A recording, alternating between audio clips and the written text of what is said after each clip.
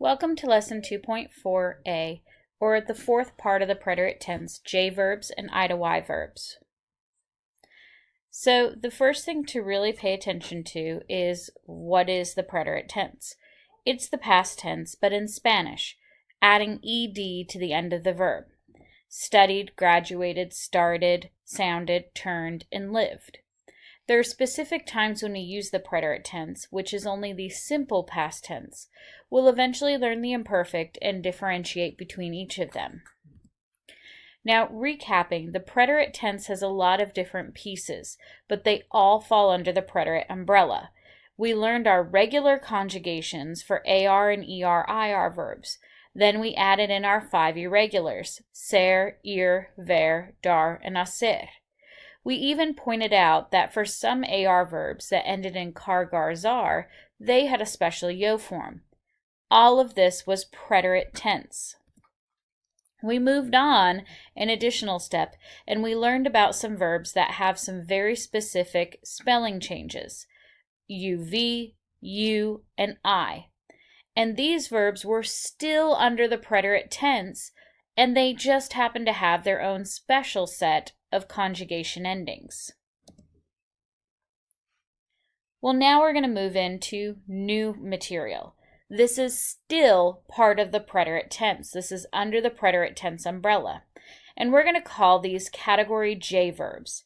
These also undergo a spelling change, and they're very similar to the other category verbs, but their endings have one slight tweak to it.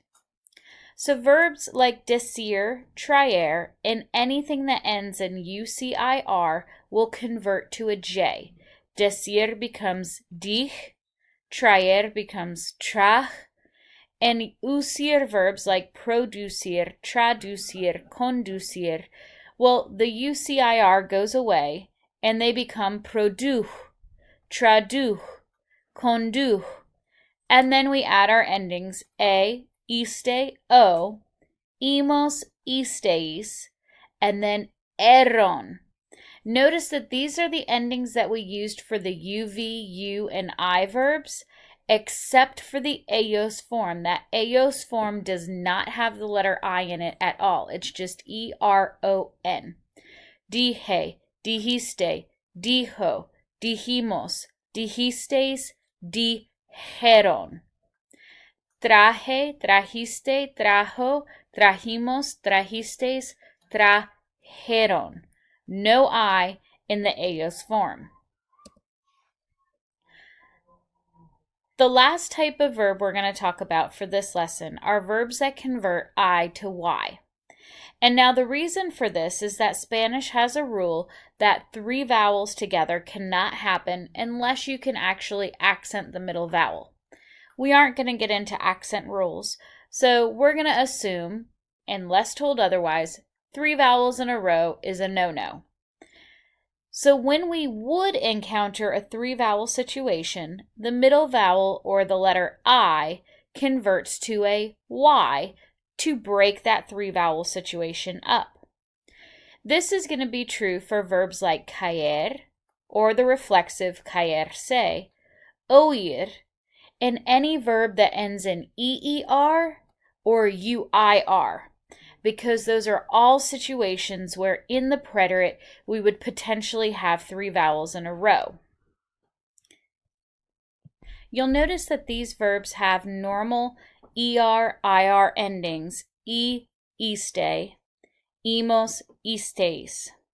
But instead of the normal io and ieron, they have to convert I to Y, so we get yo and yeron. The other thing you should know is that for caer, oír, and EER verbs, there is an accent almost all the way through. The only form without an accent mark is the ellos and ellas, ustedes form. This is not true for UIR verbs. UIR verbs only accent in the yo form and the el, ella, usted form. So the to form would not have an accent, nosotros no accent, vosotros no accent, and ellos no accent.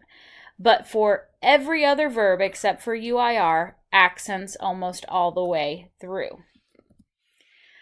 Well, let's see how much you've learned. See you in class.